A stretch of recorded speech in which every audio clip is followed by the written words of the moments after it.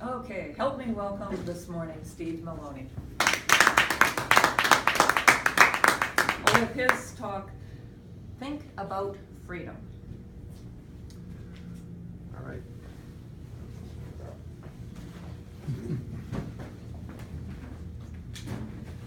Okay, so I'm here speaking at the Winnipeg Downtown Toastmasters. Yes. And as Shelley mentioned, all of my talks are freedom themed. And I usually start out these talks, I've done a few of them, presentations, with asking the question, is freedom important? So just go around the room and nod or put up your hand if you think that freedom is important. So it seems like unanimous, and that's been the case in every time I've done a presentation.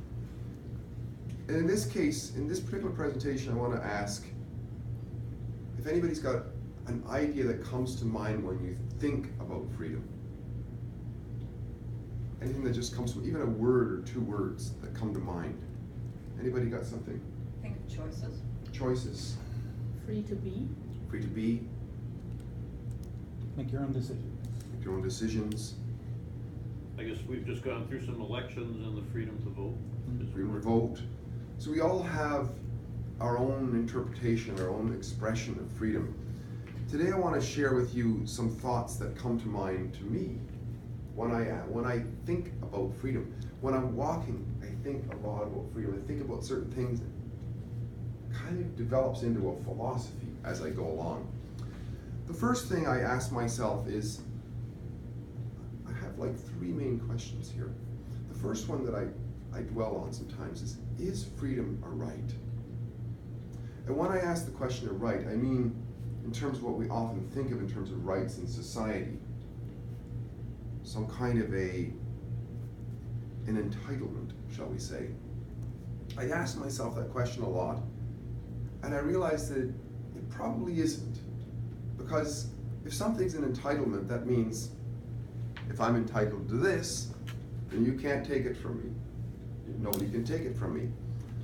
But if we think of the ultimate freedom, which is the freedom to live, if that was an entitlement, then nobody, including old man Knight sometime, could come and take that from us. We would have it. We would be entitled to it. But the truth is, we might not survive more than crossing the street after we leave from here. So I can't really grapple with the idea that it is a right in terms of some sort of an entitlement. So then I ask the question, what is it then? I have a little interesting story along this line. Eileen Zorokowski, who contacted you, her husband Don, they were driving down to Winnipeg. They met me up at Minnedosa. And then they met me again up at another little town, Westbourne, I believe, in around that area, when they were going back up again. And Don, he's a really energetic guy. He was talking about me. He stopped at the gas station at number 1 and 16, this little Esso station off to the side. And he talked to a guy named Peter, and I think he might have used the word cantankerous to describe Peter. But he said he's okay when you talk to him for a while. But he said, I told him there's this Freedom Walk guy coming through. He's walked all the way from BC. When he comes through, he'll probably come in and say hello to you.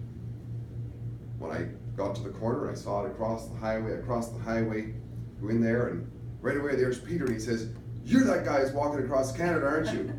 He said, freedom is an illusion.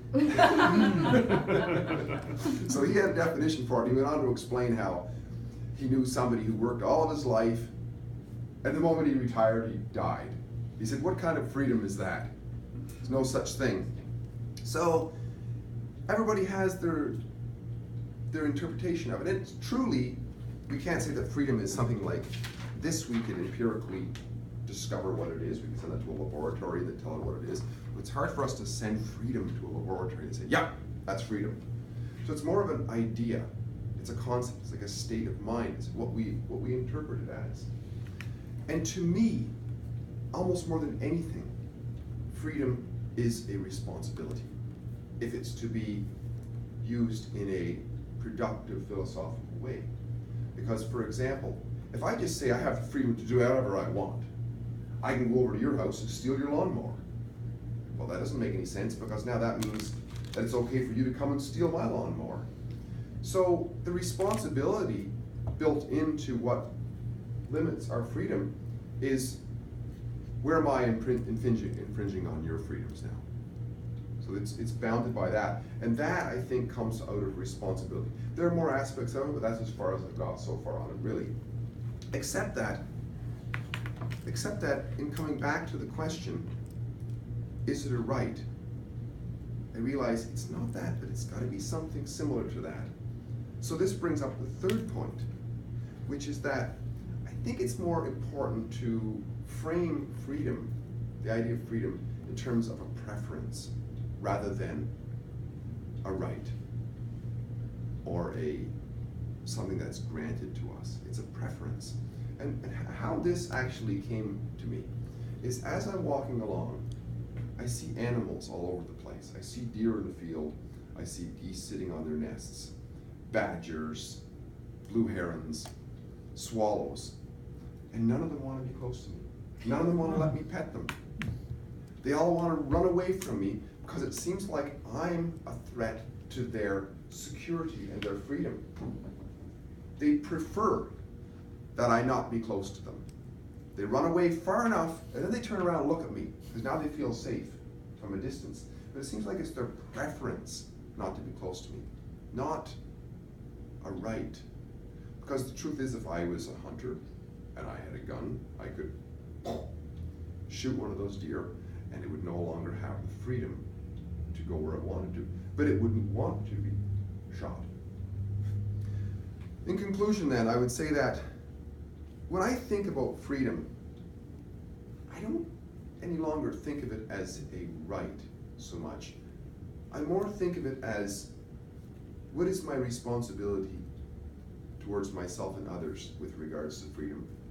And I also think of it as something to do with a preference rather than something concrete. It's what I desire rather than what I have.